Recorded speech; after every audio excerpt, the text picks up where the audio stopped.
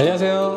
네, 우투미술학원 미대입시연구원의 친절한 준서 씨입니다. 네, 안녕하세요. 저는 대성마임의 인터넷 강의 사회탐구 강사 혁명입니다. 네, 반갑습니다. 선생님, 오늘 저희 학원에 와보신 소감이 좀 어떠세요? 여기요. 네. 이런 데 제가 와도 되나 싶을 정도로 분위기가 너무 전문가들이 모여있는 것 같은데 여기? 깜짝 놀랐어요. 그림도 알고. 근데 선생님 미대 입시하는 학생들 정말 많이 가르치셨잖아요. 그쵸. 네, 근데 이런 환경은 처음 봤죠. 너무 멋있어요. 이게 무슨 미술관 같아요.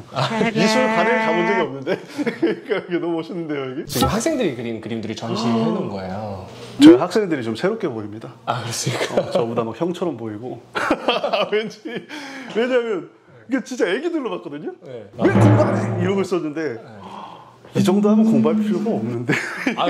그런 얘기 하시면 대단한데 이 학생들. 선생님 이렇게 예체능 학생들 많이 가르치셨잖아요. 네, 그렇죠. 좀 어디서 이렇게 가르치셨는지 좀 이렇게 이야기를 해주셔도 될 것 같은데. 대치동 학원들을 얘기하면 두각학원에서 가르치고 세움학원이나 또는 대찬학원에서 좀 많이 가르치고 있습니다. 천하이거나 서울예고나 또는 일반고 학생들은 재수종합반에서 많이 만났어요. 네. 예고 학생들하고 일반고 학생들하고 이렇게 같이 수업해 보시면 이게 차이가 좀 느껴지시나요? 아니면 그냥 똑같은 학생인가요? 공부를 가르치는 입장에서는 똑같아요. 공부를. 저는 이제 다른 경우는 모르니까 전혀. 네네. 사탐 선생님 모셨으니까 이제 사탐에 대해서 좀 이야기를 해봐야 될 것 같은데요. 학생들이 사탐 과목을 이제 선택을 해야 되잖아요. 네. 미대 입시하는 친구들한테 좀 이 과목을 선택하는 것이 좋다. 이렇게 해서 좀 추천해 주실 수 있나요? 우선 제가 이 가르치는 과목이기도 하지만 객관적인 어떤 상황을 먼저 얘기해드리고 제 개인적인 주관적 견해를 좀 얘기하겠습니다. 일반적으로 대다수의 학생들이 선택하는 과목을 선택하는 게 유리하긴 해요. 생활과 윤리를 제일 많이 선택하잖아요. 요새 생활과 윤리가 선택자가 많다 보니까 자연스럽게 시너지 효과를 위해서 30~40%의 내용은 겹치는데 문제는 전혀 다르거든요. 윤사와 이렇게 시너지 효과가 좀 있어요. 윤리와 사상과. 그래서 생윤, 윤사를 선택하는 사람의 비중이 늘어나지만 아직까지는 생활과 윤리랑 사회문화 선택자가 제일 많습니다. 그것을 선택하는 게 퍼센트 개념이잖아요, 이 등급이. 예를 들어서 10만 명 있으면 10만 명의 응시자 중에 4% 안에 드는 게 부담이 좀 덜하겠죠. 학생들도 잘 알지만 앞에 콘크리트처럼 그냥 딱 들어가 있는 학생들이 있잖아요. 보면 1등부터 몇 등 이렇게 원체 이 윤리 과목을 좋아하고 이런 학생들은 거기 깔려있기 때문에 선택자가 적은 과목은 조금 위험할 수 있어요. 그럼 세 과목에서 아까 얘기해 주셨을 때 생윤 윤사가 좀 이렇게 시너지 효과가 있다 이렇게 얘기해 주셨는데 결국에는 나중에는 숫자 때문에 생윤 사문이 조금 더 낫다라고 하시는 건가요? 개인적인 생각은 이렇게 과목의 장단점을 먼저 말한 다음에 얘기하는 게 더 좋을 것 같습니다. 사회 문화 같은 경우가 처음에 접근하기는 좀 어려워요. 왜냐하면 이게 딱 문제를 보면 통계가 있고 나는 수학을 못하는데 이거 어떡하지? 이런 느낌이 들 수 있는데 사회문화는 이런 느낌입니다. 처음 봤던 그 난이도 이미지와 수능날 본 난이도 이미지가 똑같아요. 똑같이 생긴 문제가 나와요. 그냥 그러니까 내가 그 문제 적응만 하면 뒤통수를 맞지 않습니다. 절대. 그래서 어느 정도 공부가 됐네? 그러면 이거는 무조건 몇 등급은 나오겠다가 있어요. 그런데 생활과 윤리는 처음에는 보면 너무 쉬워요. 그냥 풀면 한 10개를 맞는단 말이에요. 20문제 중에. 완전히 꿀이네? 애들이 그러다가 벽을 느껴 이제. 한 번 우연히 20개를 맞기도 하지만 어느 날 보면 14개를 맞기도 하고 근데 이게 수능날 14개를 맞게 될지 아니면 20개를 맞게 될지에 대한 불안감 때문에 학생들에게 막상 수능날 어려운 과목이라는 이미지가 있는 거죠. 그리고 윤리와 사상은 생활과 윤리의 한국사 버전입니다. 외우는 쪽이 좀 더 강조된 거죠. 생윤이 비문학에 가깝다면 그 윤사는 한국사에 가까운 거죠. 잠깐 말씀을 드리면 어쨌든 그 세 과목을 선택하는 게 가장 유리하긴 하잖아요. 그래서 예체능 학생들이 대부분 그걸 선택하는 이유들이 해결이 가능해서 하는 거거든요. 그래서 사회문화 같은 경우도 문제가 통계가 어렵다고 해도 똑같이 나와요. 똑같이. 그러니까 평가원에 보여준 문제를 약간만 변형해서 똑같이 나오기 때문에 그냥 앉아서 학원 선생님들이 알려주는 방식들을 똑같이 따라하고 같은 문제를 반복해서 풀면 되고 생활과 윤리도 뒤통수를 맞는다고는 하지만 결국 마지막에 오답 문장, 정답 문장을 정확히 외우고 가면 답을 맞출 확률이 높거든요. 어쨌든 이 과목이 좋다는 얘기죠. 네, 지금 저희 이제 구독자가 이제 1000명 정도 됐어요. 네, 맞네요. 그리고 이제 시청자분들 보니까 고1, 고2 학부모님이나 고1, 고2 학생들도 꽤 많아요. 네네. 저도 이제 미대 입시 이렇게 진행해 보면 저는 미술 선생님이지만 일단 아이들이 어떻게 성적을 받아오느냐가 되게 중요하잖아요. 그렇죠, 그렇죠. 근데 아이들이 고3에 올라와서 저를 딱 만났는데 그때도 사탐을 선택 안 한 케이스들이 되게 많아요. 대부분이 그렇죠. 대부분이. 네, 맞아요. 정말 답답하거든요. 맞아요. 네, 선생님 입장에서 언제 시작하는 게 제일 좋을까 그 얘기를 좀 해주시면 좋을 것 같아요. 다른 일반고 학생들 잘 모르겠는데 그 예체능 학생들은 사회탐구 비중이 좀 높잖아요. 네네. 제가 입시는 잘 모르지만 아무리 늦어도 2학년 여름방학 때까지는 정해야 돼요. 정하고 인터넷 강의를 듣던 현장 강의를 듣던 가볍게 개념 정도는 보고 오는 게 좋습니다. 그리고 3학년을 맞이해야 이게 사회탐구는 조금이라도 더 오래 한 학생이 잘 봐요. 보통. 그렇기 때문에 아무리 늦어도 2학년 여름방학까지는 정해야 된다. 이 얘기를 하는 거죠. 국민대가 지금 미대에서는 높은 학교예요. 네네네. 근데 이제 국민대가 영어는 절대평가이고 4등급을 맞아도 그렇게 손해는 안 봐요. 네. 국어랑 탐구가 동일 비율로 들어가게 되는데 탐구가 국어랑 동일 비율로 들어간다 그러면 사실 탐구의 역할이 되게 중요하잖아요. 그렇죠. 국어 1 맞는 것보다 사실 탐구 1을 맞는 게 더 쉽죠. 효율적이라고 더 생각이 쉽죠. 드는데 가성비가 좋죠. 1등급을 목표로 하는 학생들에게 좀 이렇게 조언을 해주신다면 1등급을 목표로 하는 학생들에게 얘기를 한다면 문제를 많이 풀어야 됩니다. 이게 문제를 풀면 딱 풀다가 안 풀리는 문제를 보면 그냥 놓게 되잖아요. 뭐야 이러면서 기분도 나쁘고 그럴 땐 차라리 해설지를 보고라도 이 사회탐구는 계속 얘기하지만 결국 외우면 돼요. 문제의 틀 자체를 그냥 그대로. 그리고 이 문제의 틀을 한 10개 정도 외우면 그 10개 중에 하나가 계속 나와요. 마치 운전면허 시험의 문제처럼 동일 문제가 반복돼서 출제가 됩니다. 문제를 많이 풀면 자연스럽게 그 유형이 체득이 되니까 만약 다 맞기를 원하는 학생은 양으로 승부 봐야 돼요. 문제의 양으로. 개념을 외우고 이해하는 과목이 아닙니다. 제가 봤을 땐. 보통 이제 사탐 과목 보면 한 문제만 틀려도 2등급 나오고 3등급 나오고 이렇게 되잖아요. 그런 학생들이 암기량이 부족한 거예요? 아니면 그냥 그날의 뭐 실수일까요? 여러 원인들이 있는데 저는 이렇게 보거든요. 그 미술학원, 재수학원에 있을 때도 그랬고 50점, 50점, 50점, 38점 이런 학생은 약간 이렇게 속이 비어있는 느낌인 거죠. 암기량이. 그냥 기술로 푼 거예요, 계속. 계속 어디서 본 문장들이 운 좋게 나온 거죠. 그런데 47, 47, 47, 44 이러면 이런 학생들이 굉장히 꽉 차 있는 학생이거든요. 내용이. 근데 이런 학생들의 경우에는 마지막에 가서 그렇게 꼬꾸라지는 경우가 없어요. 그러니까 이게 뭐냐면 문제 자체가 개수가 20개밖에 안 되기 때문에 내가 그냥 아는 문제가 나왔을 때 이거 난 공부를 다 했네? 그러고 다른 과목을 공부하거나 공부를 좀 소홀히 하거나 이래서 무너지는 거지. 이게 마지막에 19개 개수에서 20개의 개수를 올릴 때는 반드시 EBS와 평가원의 제시문 선지를 확실하게 오답과 정답을 외워야 돼요. 아예 외워야 돼요. 그냥 외우고 가야 되는데 외우지 않고 눈으로 쓱 보고 국어식으로 풀고 가면 반드시 그날 세모칸을 치는 선지가 등장합니다. 물음표와. 그러면 인생이 걸렸는데 이거 어떡하지? 그리고 내가 찍은 건 항상 답이 아니잖아요. 내가 찍은 건 항상 답이 아니에요, 이게. 2개 중에 고르면 막 신에게 기도하고 막 알라신이시여 이러고 찍어도 안 돼요, 이게 답이. 그러니까 외우고 가야 됩니다. 난 이걸 눈으로 진짜 봤어. 이러고 이제 딱 내가 분명히 수능 특강을 연습장에 썼을 때 썼던 문장이야. 난 확실해 하고 이렇게 동그라미 쳐야 돼. 그러면 뒤통수를 안 맞죠. 방금까지 이제 최상위 걸 얘기했고 보통 이제 미대 입시에서 사실 그냥 최상위를 제외하고 이제 아이들이 가고 싶어하는 뭐 건대 이런 학교는 사실 3등급 정도를 목표로 하거든요. 3등급을 목표로 하는 친구들에게 지금 현재 4등급, 5등급이다. 그러면 어떤 조언을 좀 해주실까요? 과목마다 조금 다른데 사회문화 같은 경우는 통계를 우선은 뒤로 제껴두고 그리고 수능 기출 문제도 너무 옛날 걸 풀지 마시고요.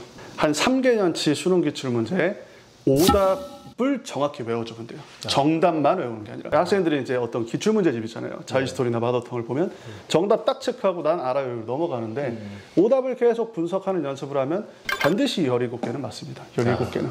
17개 맞으면 사회문화는 나봉 있어요. 운 좋으면. 그리고 이제 생활과 윤리는 네. 수능 특강과 평가원 모의고사 두 개가 정말 중요합니다. 아 이거 수능 특강에 적어놔야겠네요. 수능 특강의 해설지를 계속 봐야 돼요. 해설지를. 왜냐하면 그냥 수능 특강의 본문에 있는 칸트 같은 사상가의 내용은 어떻게 나오는지 모르니까 원문을 그냥 잘라오거든요. 네네. 번역본을. 네네. 말이 이상하잖아요. 그러니까 학생들이 내용은 알겠는데 뭐 어떻게 하지 그러면 해설지에 보면 기역, 니은, 디귿, 리을, OX가 돼 있잖아요. 네네. 그걸 정확히 외우면 그거가 조금 바뀌어서 나와요. 그러니까 아주 쉽게 17개까지 올릴 수 있죠. 아. 네. 그러면 3등급 정도가 나올 수 있죠. 선생님 이 시기 때 학생들한테 꼭 해주시는 그런 이야기가 있으시다는데 네, 한번 그냥 해주시면 될 것 같아요. 학생들이요 꾹 참고 친구들과 입시의 전략에 대한 고민하지 말고 빨리 학원 가서 공부하고 와서 그림 그려라. 제발 나가서 커피 먹으면서 어떤 전략이 좋다더라, 어떤 입시가 좋다더라라고 시간을 허비하지 맙시다. 제발. 저는 학생들을 가르칠 때 항상 쉬는 시간에 나가서 이 세상의 구도와 어떤 입시의 체계를 논하는 학생들을 엄청 혼냈어요. 엄청 혼냈습니다. 빨리 책상에 들어가서 그 시간에 문제를 풀어라 라고 얘기했는데 이 행동을 왜 하냐면 저도 학생 때 그런 행동을 많이 했는데 거의 끝쯤에 오면 너무 힘들어요. 정신적으로. 네, 그쵸, 그러니까 친구와 대화를 하면서 스트레스가 풀린단 말이에요. 그러니까 알죠, 당연히 기분이 좋고. 얘가 너무 소중한 친구고 얘랑 대화하면 기분이 좋잖아요. 기분이 좋은데 집에 오면 공부를 안 하니까 자괴감이 든단 말이에요. 또 자괴감이 또 들고 괜히 엄마한테 미안하고 그리고 내 미래가 좀 보이고 약간 공부가 이제 잘 안 되니까 남은 시간은 적고 점점 불안해지고 쭈르륵 무너집니다. 친구하고 대화를 많이 안 하는 게 좋습니다. 이걸 하면. 그러고 오직 나만을 보고 나와 책상과 책을 보고 또는 그 학원에 와서 나의 어떤 그림이나 실기 공부를 하는 나만을 위한 시간을 가졌으면 좋겠어요. 친구와 대화하는 시간보다. 선생님들하고 계속 이렇게 인터뷰를 하고 있잖아요. 결국에 다 똑같이 얘기하세요. 결국에 자기 자신을 알라고 얘기를 하시고. 똑같죠. 교육 방법이. 과목이 달라도 결국 인내심 싸움이고 저는 공부가 IQ 싸움이 절대 아니라고 생각합니다. 그쵸. 엉덩이 싸움이에요. 그러니까 책상에 얼마나 앉아있느냐가 중요한데 이게 쉽지 않아요. 저도 학생 때 정말 10분만 앉아있어도 죽을 것 같았거든요. 맞아요. 괜히 막 볼펜 따닥거리고 막 괜히 왔다 갔다 책 정리하고 책을 이렇게 쌓아놓으면 기분이 좋고 이렇게 이랬는데 참아야 됩니다. 그게 아무 필요가 없다는 걸 알게 됐어요. 선생님 아까 이야기 중에 빈 공간이 있는 학생들 얘기하셨잖아요. 그렇죠. 거품 점수죠. 그 학생들은 어떻게 하면 좋을까요? 저는 이렇게 수능 특강에 나와 있던 윤리 과목을 예시로 들면 생유는 말이 아다르고 어다른데 나와 어는 되게 비슷하게 생겼어요. 예를 들어서 사형제도 같은 걸 잠깐만 예시를 드리면 뭐 사형을 찬성하는지 반대하는지에 대한 논쟁이 고정적으로 문제가 출제가 됩니다. 칸트라는 철학자가 사형시키라고 했거든요. 사형을 무조건 살인범을 사형을 시켜라. 이제 제가 드리고 싶은 얘기는 이건데 첫 번째 거는 형벌 받을 행동을 의욕했기 때문에 사형당해라. 이 문장과 두 번째는 형벌을 의욕했기 때문에 사형당해라. 그러면 둘 다 사형 당해라는 맞잖아요. 이거 못 고른단 말이에요. 저도 지금 못 고르겠어요. 이걸 못 골라요. 이걸. 그러면 이제 이게 과연 국어로 될까요? 칸트가 독일 사람인데 이게 국어가 됩니까? 번역본이잖아요. 말투 자체가 우리나라 말투가 아니잖아요. 어떻게 될까요? 행위가 들어가면 맞아. 행위가 없으면 오답이야. 이렇게 외워주는 거예요. 뜻풀이를 좀 한다면. 칸트는 상대방이 행동한 행동을 그대로 미러링 해주는 겁니다. 살인을 한 행동을 보고 이 사람을 미워하는 게 아니에요. 네가 객관적으로 그런 행동을 했기 때문에 이런 처벌을 당하는 거지. 어떤 이 사람의 감정 상태를 가지고 꼴보기 싫어서 처형을 한다 이런 게 아닙니다. 그런데 이런 뜻이 필요할까요? 어느 정도 수준에 올라온 학생들에게 어느 정도 둘 다 이해는 한단 말이에요. 사형을 찬성하고 뭐 어쩌고저쩌고 하는 건 아는데 비슷한 선지 두 개를 계속 짝지어서 오답과 정답을 외워줘야 돼요. 결국엔 외워야 돼요. 내가 자꾸 틀리는 문장인데 이 문장이 틀리는데 이 문장과 비슷한 문장이 되게 많아요. 수능 기출 문제집에도 있고 같은 단원별로 돼 있으니까. 그럼 그거를 이렇게 내가 잘 모른다 그러면 그걸 오려 붙이던지 아니면 잘라서 평강펜으로 밑줄을 쳐놓고 거기다가 행위가 있으면 정답 아니면 오답을 계속 보면 어차피 수능 특강과 평가원에 나오니까 오답 노트를 하되 반드시 외우세요. 글자 자체를 외우세요. 그냥 숨은 그림 찾기처럼. 그러면 해결이 됩니다. 선생님 그 미대 입시하는 친구를 많이 보셨을 텐데 엄청 많이 봤죠. 그 중에서 좀 기억나는 친구 이렇게 좀 사례를 이야기해 주실 수 있나요? 제가 이제 약간 희망을 드리면 이 친구가 이제 제 조교도 하고 있는데 이 학생의 드라마틱한 인생이 떠올라서 이 학생 말을 빌려서 얘기한다면 고2 때까지 공부를 한 글자도 안 했습니다. 그냥 약간 성격이 제가 되게 좋아하는 연애 중에 제시라는 연애인데 제시보다 더 무서운 학생이에요, 이 학생이. 근데 이제 약간 그런 느낌인 학생인데 성공에 대한 야망이 좀 컸어요, 이 학생이. 근데 공부를 한 자도 안 해서 맨 처음에 이제 3월 강의에 왔을 때 하나도 모르겠다는 거예요. 하나도. 무슨 말인지 자체를 모르겠다는 겁니다. 3학년인데. 네. 어떻게 이대 갔죠? 하나도 모르겠다고 하는데 똑같이 했어요. 걔가 이제 중간에 포기하려고 막 했거든요. 아, 나는 이거 뭐 공부가 완전히 안 맞는다고. 완전히 안 맞는다고. 실기만 100% 가는 데를 가고 싶다가도 또 이제 야망이 있어서 좀 이제 자기가 가고 싶은 학교 자꾸 성적이 필요하니까 계속 왔다 갔다 했어요. 막 심적으로. 과목을 바꿀까? 이러면서도 학원에 계속 왔거든요. 그러다가 결국에 이제 비슷한 얘기를 해줬어요. 우선은 어려운 문제 다 버리고 쉬운 문제부터 이렇게 외우고 기출문제집 있잖아. 복잡하게 생각하지 마. 그리고 기출문제에서 계속 정답으로 나왔던 것부터 외워. 오답은 나중에 채우는 거잖아요. 계속 그거 외우고 그리고 그 수능 기출문제집 계속 반복해서 좀 풀어봐 한번. 글자 읽으면 눈에 안 들어오니까 문제 풀고 거꾸로 짜맞춰라. 그냥 이게 얘는 무조건 칸트는 이게 정답이야. 롤스는 이게 정답이야. 이렇게 짜맞춰라. 라고 했더니 그대로 되면서 점수가 조금씩 오르더라고요. 결국에 나중에 그 학생 사회문화랑 생활교류 두 과목 다 수강했는데 둘 다 1등급 맞고 갔습니다. 한 글자도 걔는 간과라는 말을 몰랐어요. 영국 유학을 어릴 때 갔다 왔다고 해서 그런지 몰라도 한자를 전혀 몰라요. 그런데 해결이 됐는데 제가 말하고 싶은 건 완전 노 베이스여도 3개월 정도만 참고 하면 사탐은 됩니다. 물론 오랜 기간 동안 하는 게 훨씬 더 아름다운 점수를 맞을 수 있어요. 근데 이 학생 특이한 경우지만 갑자기 생각이 나네요. 이 정도면 거의 소설 써도 될 거예요. 네, 그 학생 굉장히 유명해요. 친구들한테 너 어떻게 거기 가니 이러면서. 네, 이번 영상은 대치동 혁명 사탐 선생님 모시고 사탐에 대해서 많은 이야기를 나눴는데요. 이 영상을 시청하시는 분들에게 분명히 도움이 많이 될 것 같습니다. 저는 오토미술학원 친절한 준서 씨였고요. 네, 저는 대성말 혁명입니다. 제 수강도 많이 해주실 뿐더러 여기서 만나 뵙게 돼서 너무 반가웠습니다.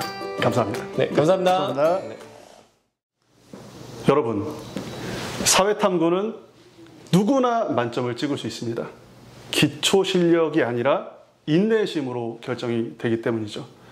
지금 제일 늦었다고 생각할 때 공부를 시작하십시오. 반드시 됩니다. 이건 3등급 맞아야지가 아니라 0점에서 50점을 단기간에 맞출 수 있는 과목입니다. 꼭 포기하지 말고 공부하세요.